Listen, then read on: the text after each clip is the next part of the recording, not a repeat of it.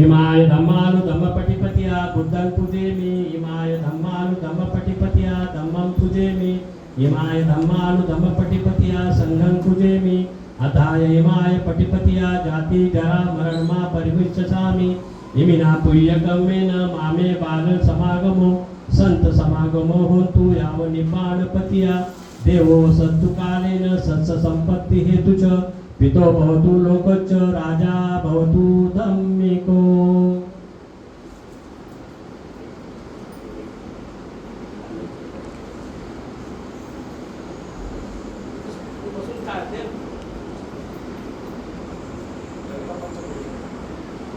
परित्राण पाठ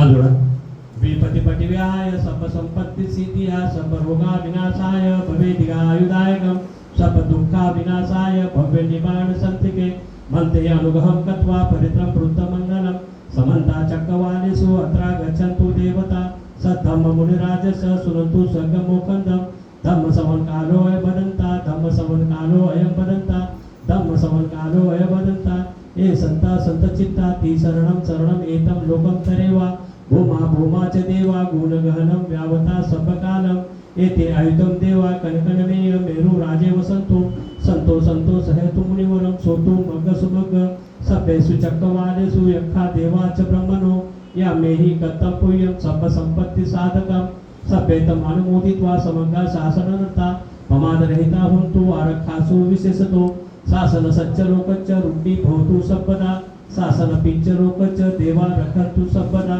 सदी सुखी होन्तु सभ्ये परिवारे हि अर्थनो अनित्या सुमना होन्तु सह सभेहि यात्री राजतो वा चोरतो वा मनुष्यतो वा अमनुष्यतो वा आगिकतो वा उदकतो वा पिशाचतो वा कानुकतो वा कनकटतो वा नखततो वा जनपद रोगतो वा सदमतो वा संडिततो वा असपुरुषतो वा चंड हत्ती अस विगगोन कुकर भई विच्छिक मनसप्प दिव्य अच्छतरच्छ सुगर भई यकम रकम साधी नाना भयतो वा नाना रोगतो वा नाना पदतो वा सभ्ये अरकंगणंतु।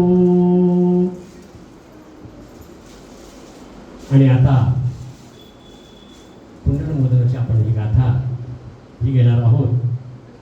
त्या पुण्यनमोदनाची गाथा ज्यावेळेस आपण घेतो त्यावेळेस दादांनी त्यांच्या आयुष्यामध्ये बरेच काही कष्ट उपसले असेल, बरेच काही चांगलं कर्म केले असेल आणि अशा गोष्टी करीत असताना त्यांना आपण ही पुण्यानुमोदनातून आपण त्यांना श्रद्धांजली वाहतो अशी ही गाथा आहे।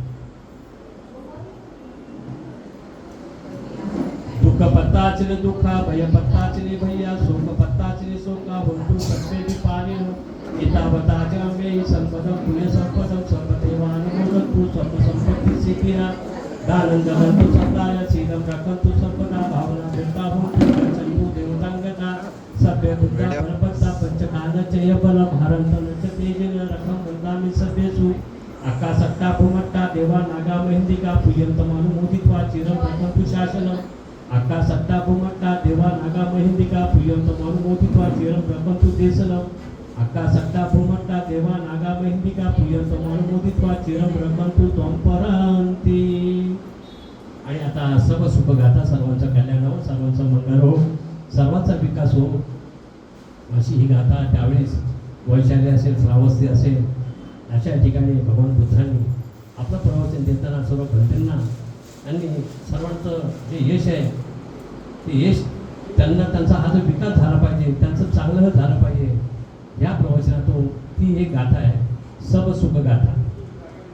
सबे सत्ता सुखी होन्तु सबे होन्तु च खेमिनो सबे भद्राणि पश्यन्तु मा कच्चि दुःख मागमा यानि च भूतानि समागतानि भूमानि यावानि यानन्तरिके सबे भूता सुम्ना भवन्तु अतोपि सकच सुनतु मसितं तस्मै भूतानि सामेत सबे मेतं करोत मनसे अपजाय दिवाचरतो च हरन्ति बले तस्मै निरखत अपमत्ता साध साध साध। आणि शेवटी आशीर्वाद गाथा। सर्वमंगलं रक्षन्तु सर्वदेवता सर्वबुद्धानुभावेन सदा शुद्धि भवन्तु ते भवतु सर्वमंगलं रक्षन्तु सर्वदेवता सर्वधर्मानुभावेन सदा शुद्धि भवन्तु ते भवतु सर्वमंगलं रक्षन्तु सर्वदेवता सर्वसंगानुभावेन सदा शुद्धि भवन्तु ते इच्छितं पचितं तुल्यं क्षिपमेव सनिजतु सम्यक् पुरन्तु चिन्तसङ्कप्पा चन्दोपना रसोयता ऐरारोग्य संपत्ति सर्व संपत्तिमेव च ततो निब्बान संपत्ति विनाते समेजतु साधु साधु साधु. अशा आपण ह्या 7 ते 8 गाथा घेतलेल्या आहेत आणि आता एक शेवटची गाथा आहे सलगत आहे ती आपण नंतर घेणार आहोत. तत्पूर्वी दादांना श्रद्धांजली वाहण्यासाठी इथे त्यांच्या गावची लोक आले असेल, त्यांचे नातेवाईक असतील, बरेच काही मान्यवर इथे आलेले आहेत. दादाने त्यांचं आयुष्य या विक्रोळीमध्ये काढलेलं आहे.